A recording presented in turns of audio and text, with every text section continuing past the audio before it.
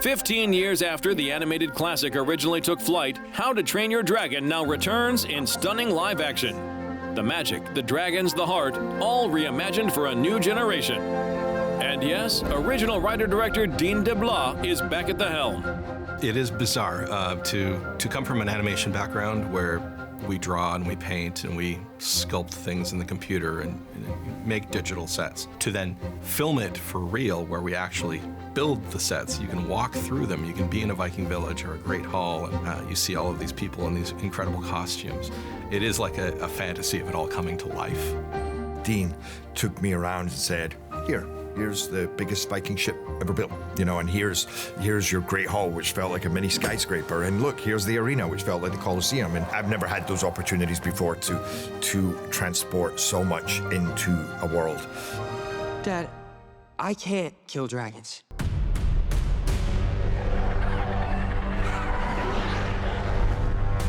But you will. I'm a Viking. I'm a Viking!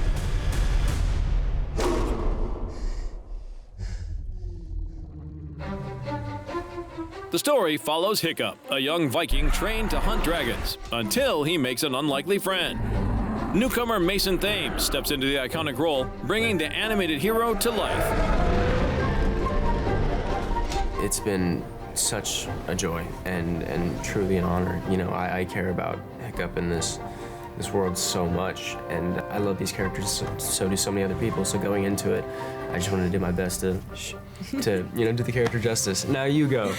It was a real, I mean, it says it's just a real honor, and I think there is something quite stressful about it, about taking on characters that are so beloved and that we both love so much. But I think there is something also really there's also something really cathartic and like full circle about getting to see yourself as a version of something that you looked up to as a child is really amazing.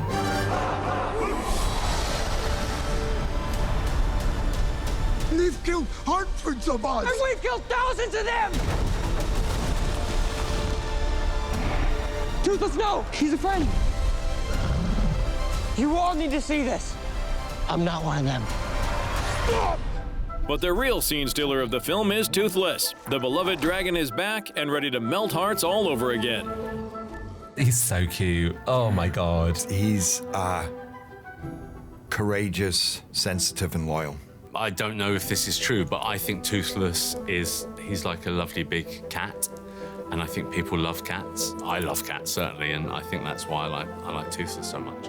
I think when it comes to Toothless, people respond to him because we've put so many cat and dog videos into his performance.